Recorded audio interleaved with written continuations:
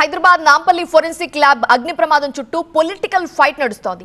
అత్యంత కీలక డాక్యుమెంట్స్ ఉండే ల్యాబ్ లో మంటలు చెలరేగటంపై విపక్షాలు అగ్గి మీద గుగ్గిలమవుతున్నాయి.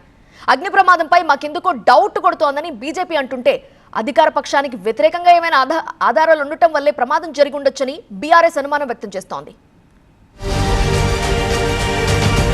హైదరాబాద్ నాంపల్లిలోని ఫోరెన్సిక్ సైన్స్ ల్యాబ్ లో అగ్ని ప్రమాదం తీవ్ర కలకలం రేపుతోంది. ఎఫ్ఎస్ఎల్ కార్యాలయంలోని ఫస్ట్ ఫ్లోర్ లో మంటలు చెలరేగడంతో సీజ్ చేసిన ఎవిడెన్స్ తో పాటు కంప్యూటర్లు కాలిపోయాయి. సుమారు 40 నుంచి 50 కంప్యూటర్లు దగ్ధమైనట్టుగా అధికారులు చెబుతున్నారు. అగ్ని ప్రమాదానికి షార్ట్ సర్క్యూటే కారణమని ప్రాథమికంగా నిర్ధారించిన అధికారులు కీలక ఆధారాలు సేకరించి దర్యాప్తును ముమ్మరం చేశారు. ఇదిలా ఉంటే అగ్ని ప్రమాదంపై జరుగుతున్న రాజకీయం మరింత హీట్ పెంచుతోంది. ఎఫ్ఎస్ఎల్ కార్యాలయంలో చెలరేగిన మంటల్లో కీలక కేసులకు సంబంధించిన ఆధారాలు మాయమై ఉంటాయని అనుమానం వ్యక్తం చేశారు BRS working president KTR.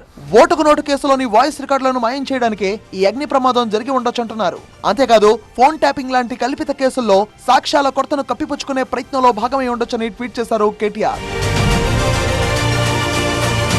FSL అగ్ని ప్రమాద ఘటనపై ఎన్నో అనుమానాలు ఉన్నాయంటున్నారు కేంద్ర మంత్రి కిషన్ రెడ్డి. అటు ప్రజలు కూడా డౌట్లు రైజ్ చేస్తున్నట్టుగా చెప్పారు. వెంటనే ప్రమాదంపై తెలంగాణ ప్రభుత్వం క్లారిటీ ఇవ్వాలని డిమాండ్ చేశారు. హై లెవెల్ కేసెస్ కూడా ఫోరెన్సిక్ సంబంధించినటువంటి అనేక కేసులకు సంబంధించినటువంటి ఎవిడెన్స్ అక్కడ ఉన్నది.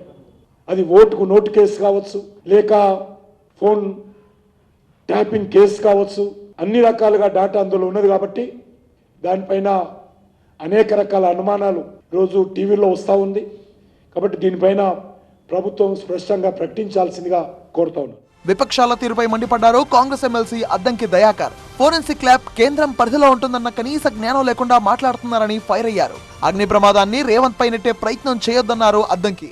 మీకు బీజేపీతో ఉన్న సాన్నిధ్యంతో దాన్ని అగ్ని ప్రమాదం చేసిన గతంలో మాదిరిగా వీడియో టేపులు, ఆడియో టేపులు ఇవన్నీ కూడా ఒక స్పెషల్ పరికరాలతో చేసి దగ్ధం చేసి మూసిలో బారేసినట్టు ఇప్పుడు ఈ దగ్ధం కూడా మీరే ప్లాన్ చేసి మళ్ళీ అది రేవంత్ రెడ్డి గారి మీదకి వచ్చేటట్టుగా చేస్తున్నారా ఏంటి అనేది మీరే ముందుగా స్పందిస్తున్నారు.